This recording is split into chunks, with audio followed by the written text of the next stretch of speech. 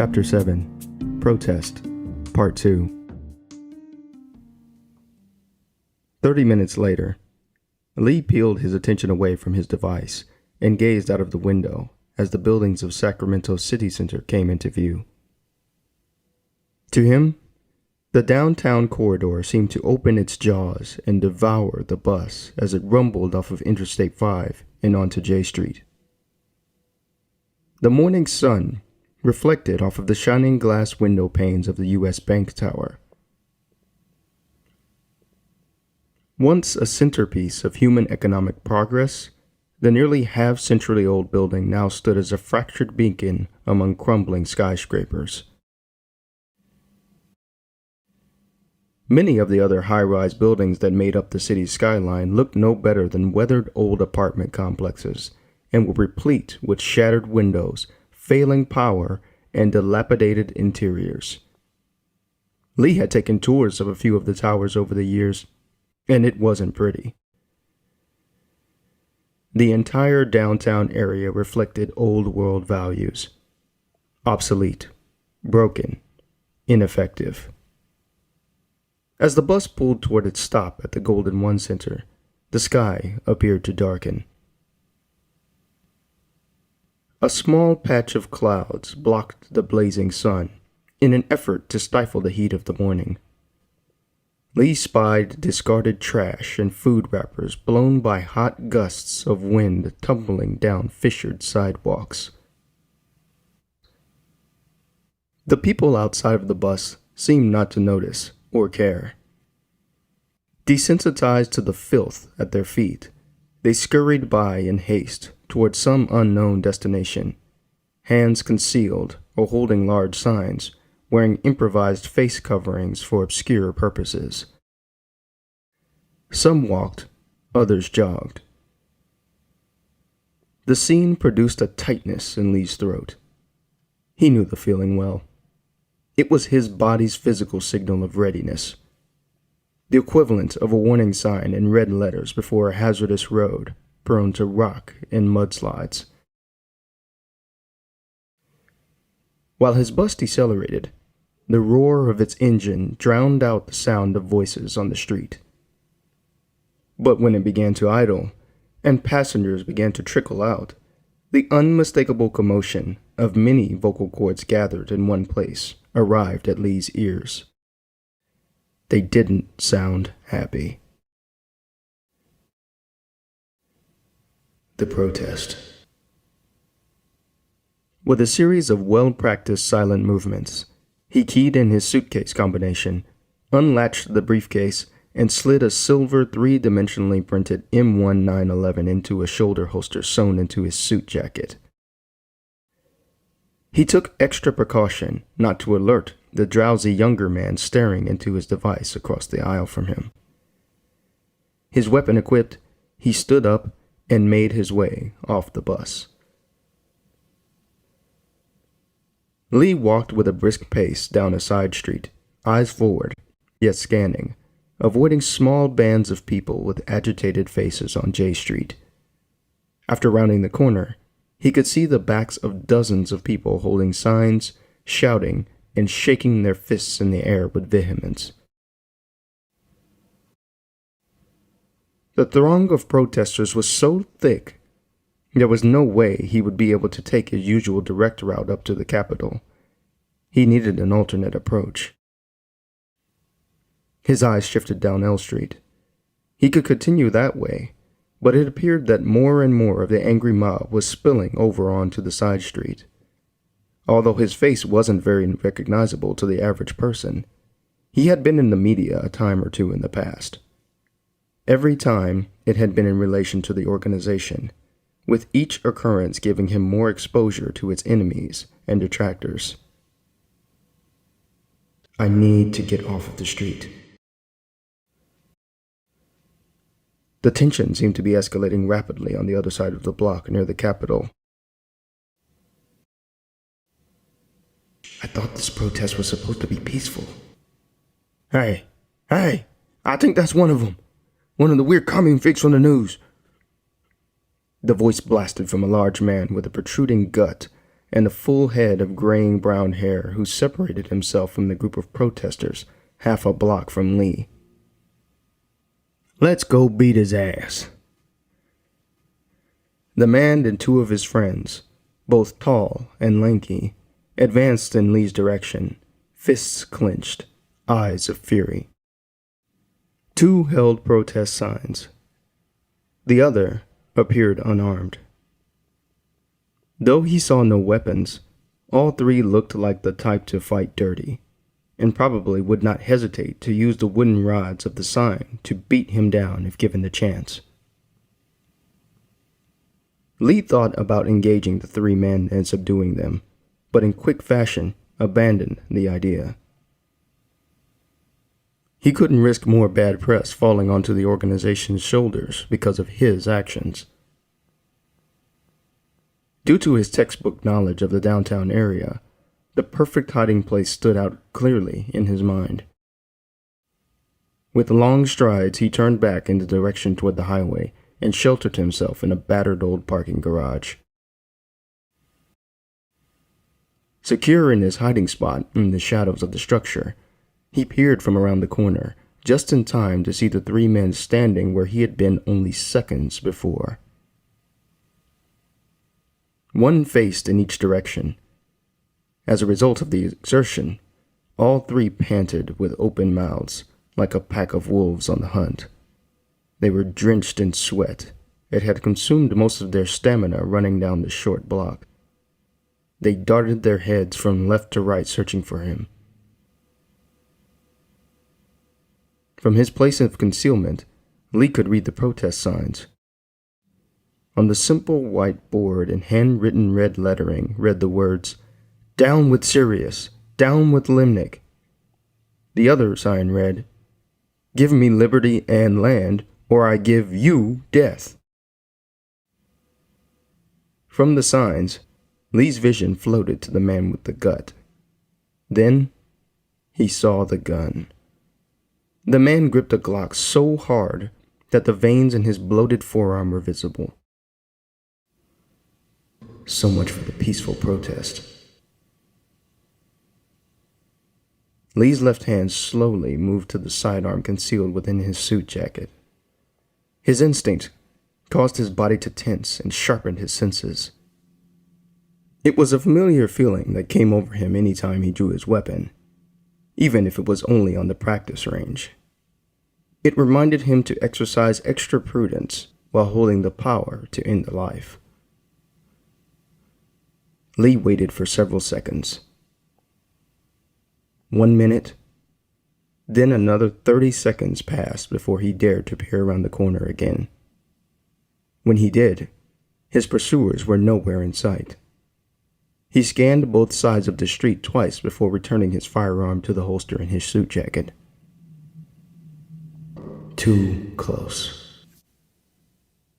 A sound in his inner ear caused his muscles to go rigid. It was a call from his telepathic communicator, or TP-com for short. He dropped his shoulders in a bid to relax himself and his mind. The technique took some of the edge off, but his body was still in alert mode. Answer call. Rodin's voice echoed in his head. Where are you? I got chased by some protesters, but I evaded them. Who told you this protest was going to be peaceful? There was an awkward silence before Rodin gave his response. Damn, I'm not sure who provided the intel. I just read the first report that I received. Oh, fuck. How embarrassing. I should have fucking verified that shit. Now other people might be in trouble too. Gotta think of a way to unfuck this. Why did I drink so much coffee this morning? I really need to take a leak. Rodin's unfiltered thoughts filled Lee's mind. It was giving him a headache. Rodin, your mic is on. A soft musical tone played, then the connection went silent. Lee sighed heavily. As amusing as it was to hear Rodin's inner dialogue, he had no time for it right now. The mass of voices, screams, and yells from the protesters seemed to be inching closer with every passing minute. The melodic tone sounded again, signaling Rodin's return to the call. My bad, Lee. The volume of Rodin's voice was lower than before. It's okay. We need to verify that intel source. I saw an armed protester. Is that right? You think someone slipped us bad info? Yeah, and I want to find out who it was. Lee put a mental break in the conversation. Had it been Rodin's careless oversight that gave them the incorrect information? Or had one of his sources gone rogue? He had made plans to meet with one of them that afternoon. Perhaps he needed to contact him now and request an emergency meet? The questions gave way to more questions, each one making him feel increasingly uneasy about the bizarre events of the morning. The only thing that he was sure of was that he needed to get off of the street. Now. Continue. Can you send me a data map with the locations of the protesters? That will help me avoid them. Sorry, Lee. Network has been shaky since the order went out this morning, so no can do. The bass had returned to Rodin's voice just in time. It was accompanied by a mocking tone. You a super soldier, though, so you should be able to get around a bunch of lightly armed protesters, right? Compared to the shit you did in the war, this ought to be a walk in the park. Lee rolled his eyes and forcefully exhaled air from his nose, forgetting to mentally block out the laugh that resonated in his and Rodin's minds. You're right. I'm getting too old for this. Aren't we all? Might be time to get some of those happy augmentations and retire in a digital haze. You know how a lot of people do nowadays. I'm not quite ready for that. Not my style. Oh yeah, that's right. You Mr. Integrity after all. Lee became silent. The unmistakable sound of footsteps scuffing the pavement made tension return to his body. His hand went for his gun. After 30 seconds, the sound faded. He dared not peek around the corner. You still alive over there? Rodin asked, more impatient than concerned. Yeah, I need to move. I'll see you in, say, 25 minutes. Look, if you can't make it in under 15, you're gonna buy me lunch. Lee allowed himself to laugh. You're on. The tone went dead, signaling the end of the call. He pulled out his device and gave it the vocal command to open the map. A 3D holographic map of downtown Sacramento appeared to hover above the surface of the device. He rotated it with his finger in midair and mentally mapped his planned route to the Capitol Service entrance. When he was sure he had memorized the turns, he closed the map and took a deep breath before he stepped out of his place in the shadows. Now or never. No one seemed to notice him emerge from the old parking garage. His eyes scanned left, then right, with practiced discernment. Years of training converged, allowing him to detect potential threats while maintaining constant, steady steps. The sirens of several patrol cars rushed past him. No doubt they were rapidly mobilizing to establish a perimeter around the block surrounding the Capitol Mall. Taking advantage of the increased police presence, Lee took long strides down 8th Street, then took a sharp right turn on K Street. Upon turning the corner, he witnessed a group of protesters throwing bottles, cans, and whatever else they could get their hands on at a group of uniformed officers manning a checkpoint. One of the officers, a blonde woman with an ample chest and a thin waist, resorted to secondary force in defense of herself and clubbed an angry demonstrator on the side of his head. He fell to the ground in a heap of sweaty flesh, no doubt unconscious from the unexpectedly heavy blow. At the sight of their fallen comrade, 5 of his friends became enraged and looked prepared to tear the woman and her squad mates to shreds. Lee's heart bled at the sight of the overwhelmed and, most likely, outgunned cops, but he had no time to go to their aid. His destination was less than 2 blocks away. He hurried down the street and turned the corner onto 11th Street. With the Capitol building in sight, he slowed his pace to a brisk walk. He was so focused on reaching his objectives that he narrowly avoided being hit by an old Tesla that was speeding away from the direction of the protest. Too many close calls this morning. The final push to the Capitol service entrance went without incident. 1 sentry blocked his path when he reached the side of the building. He was well armed, much more so than standard street cops. Lee wondered who he was working for. "You'll have some business here?" he asked. He was tall, with thick black eyebrows and a matching mustache on a dry sand-toned face. It was the face of one who had spent long hours standing in the sun for no good reason. Probably ex-military or local cop turned mercenary. Both were bad news if they fought for the wrong reasons. Mustache seemed as if he had been waiting for an excuse to draw and use his weapon all morning.